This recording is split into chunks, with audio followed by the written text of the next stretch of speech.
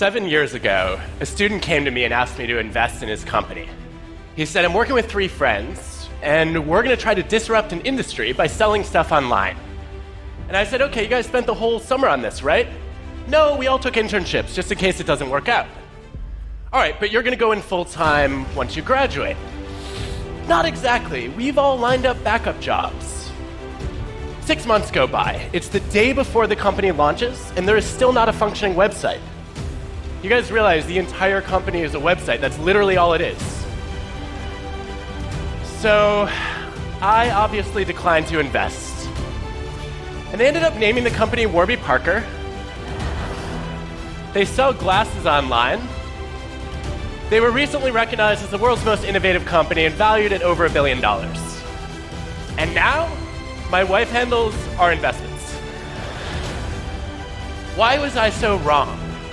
To find out, I've been studying people that I come to call originals.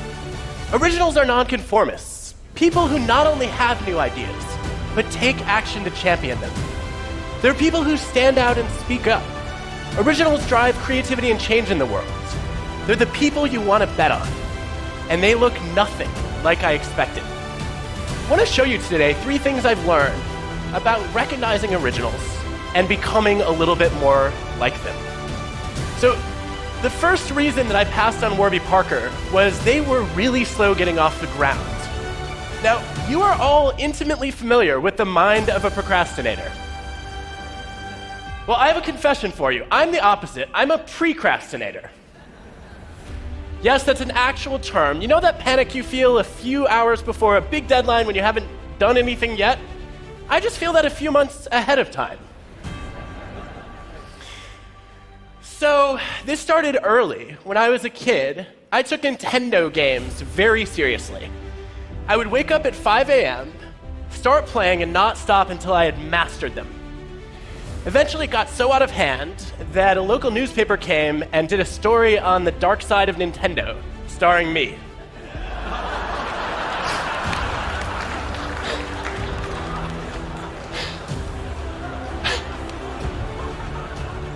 Since then, I've traded hair for teeth. But this served me well in college, because I finished my senior thesis 4 months before the deadline. And I was proud of that. Until a few years ago, I had a student named Jihei who came to me and said, I have my most creative ideas when I'm procrastinating. And I was like, that's cute. Where are the 4 papers you owe me? No, she was one of our most creative students, and as an organizational psychologist, this is the kind of idea that I test. So I challenged her to get some data. She goes into a bunch of companies. She has people to fill out surveys about how often they procrastinate. Then she gets their bosses to rate how creative and innovative they are. And sure enough, the precrastinators like me who rush in and do everything early are rated as less creative than people who procrastinate moderately. So I want to know what happens to the chronic procrastinators. She's like, I don't know, they didn't fill out my survey. No, here are our results.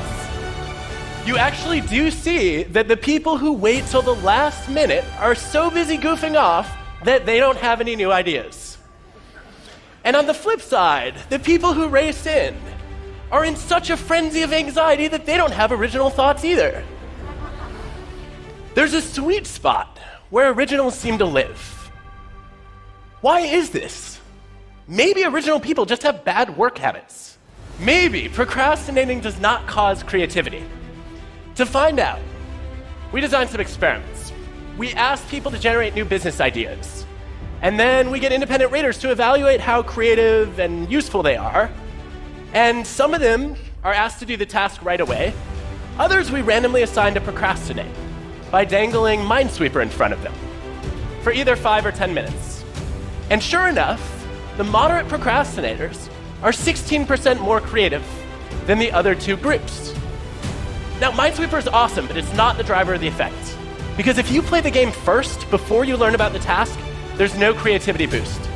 It's only when you're told that you're going to be working on this problem, and then you start procrastinating, but the task is still active in the back of your mind, that you start to incubate.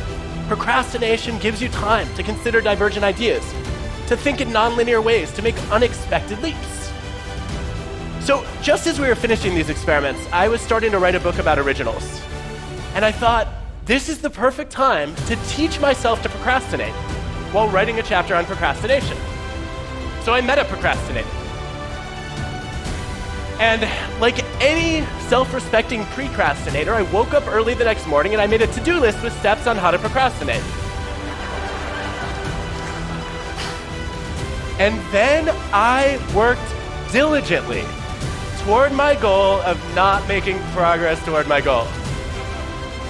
I started writing the procrastination chapter, and one day I was halfway through. I literally put it away in mid-sentence for months. It was agony. But when I came back to it, I had all sorts of new ideas. As Aaron Sorkin put it, you call it procrastinating, I call it thinking. And along the way, I discovered that a lot of great originals in history were procrastinators. Take Leonardo da Vinci. He toiled on and off for 16 years on the Mona Lisa. He felt like a failure. He wrote as much in his journal. But some of the diversions he took in optics transformed the way that he modeled light and made him into a much better painter. What about Martin Luther King Jr.?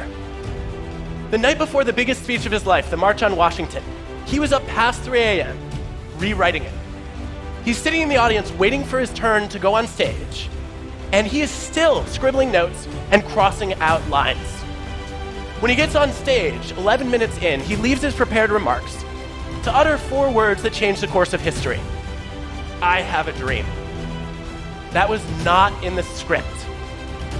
By delaying the task of finalizing the speech until the very last minute, he left himself open to the widest range of possible ideas.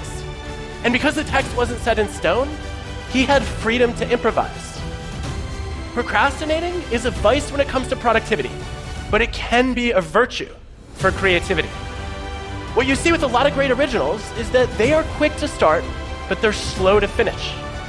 And this is what I missed with Warby Parker. When they were dragging their heels for 6 months, I looked at them and said, you know, a lot of other companies are starting to sell glasses online.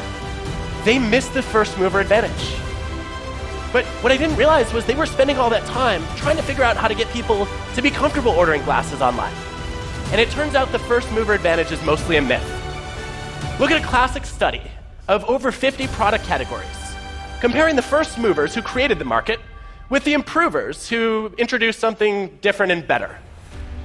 What you see is that the first movers had a failure rate of 47%, compared with only 8% for the improvers. Look at Facebook, waiting to build a social network until after MySpace and Friendster. Look at Google, waiting for years after Alta Vista and Yahoo. It's much easier to improve on somebody else's idea than it is to create something new from scratch. So the lesson I learned is that to be original, you don't have to be first. You just have to be different and better. But that wasn't the only reason I passed on Warby Parker. They were also full of doubts. They had backup plans lined up, and that made me doubt that they had the courage to be original. Because I expected that originals would look something like this.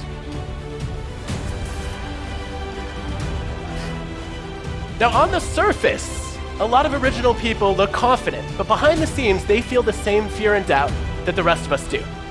They just manage it differently. Let me show you. This is a depiction of how the creative process works for most of us.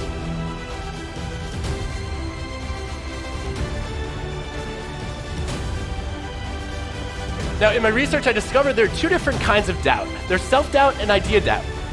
Self-doubt is paralyzing. It leads you to freeze. But idea doubt is energizing. It motivates you to test, to experiment, to refine, just like MLK did. And so the key to being original is just a simple thing of avoiding the leap from step 3 to step 4. Instead of saying, I'm crap, you say the first few drafts are always crap, and I'm just not there yet. So how do you get there?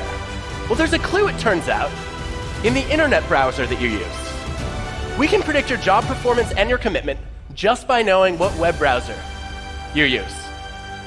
Now, some of you are not going to like the results of this study. But there is good evidence that Firefox and Chrome users significantly outperform Internet Explorer and Safari users. Yes! They also stay in their jobs 15% longer, by the way. Why? It's not a technical advantage. The 4 browser groups, on average, have similar typing speed, and they also have similar levels of computer knowledge. It's about how you got the browser. Because if you use Internet Explorer or Safari, those came pre-installed on your computer, and you accepted the default option that was handed to you. If you wanted Firefox or Chrome, you had to doubt the default and ask, is there a different option out there? And then be a little resourceful and download a new browser. So people hear about this study, and they're like, great, if I want to get better at my job, I just need to upgrade my browser?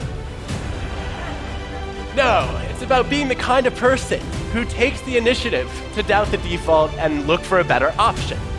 And if you do that well, you will open yourself up to the opposite of déjà vu. There's a name for it. It's called vujade.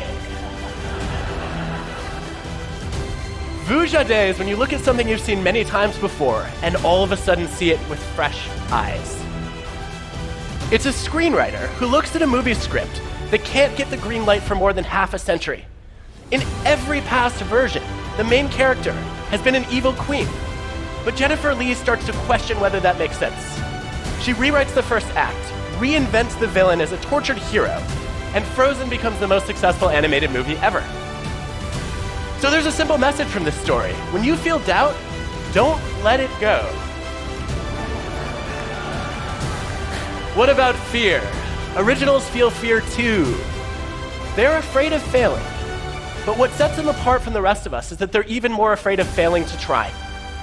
They know you can fail by starting a business that goes bankrupt or by failing to start a business at all.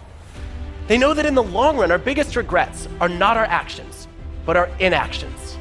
The things we wish we could redo, if you look at the science, are the chances not taken. Elon Musk told me recently he didn't expect Tesla to succeed. He was sure the first few SpaceX launches would fail to make it to orbit, let alone get back.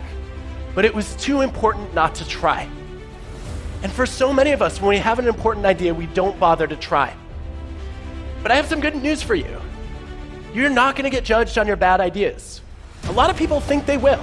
If you look across industries and ask people about their biggest idea, their most important suggestion, 85% of them stayed silent instead of speaking up. They're afraid of embarrassing themselves, of looking stupid. But guess what? Originals have lots and lots of bad ideas. Tons of them, in fact. Take the guy who invented this. Do you care that he came up with a talking doll so creepy that it scared not only kids but adults too?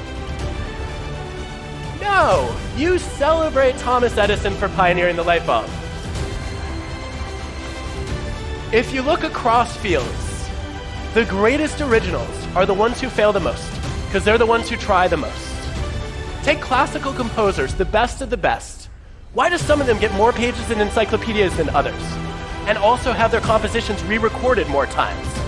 One of the best predictors is the sheer volume of compositions that they generate. The more output you churn out, the more variety you get, and the better your chances of stumbling on something truly original. Even the 3 icons of classical music, Bach, Beethoven, Mozart, had to generate hundreds and hundreds of compositions to come up with a much smaller number of masterpieces. Now, you may be wondering, how did this guy become great without doing a whole lot? I don't know how Wagner pulled that off. But for most of us, if we want to be more original, we have to generate more ideas. The Warby Parker founders, when they were trying to name their company, they needed something sophisticated, unique, with no negative associations to build a retail brand. And they tested over 2,000 possibilities before they finally put together Warby and Parker. So if you put all this together, what you see is that originals are not that different from the rest of us. They feel fear and doubt. They procrastinate. They have bad ideas. And sometimes it's not in spite of those qualities, but because of them, that they succeed. So when you see those things, don't make the same mistake I did. Don't write them off. And when that's you, don't count yourself out either. Know that being quick to start but slow to finish can boost your creativity. That you can motivate yourself by doubting your ideas and embracing the fear of failing to try. And that you need a lot of bad ideas in order to get a few good ones. Look, being original is not easy, But I have no doubt about this. It's the best way to improve the world around us. Thank you.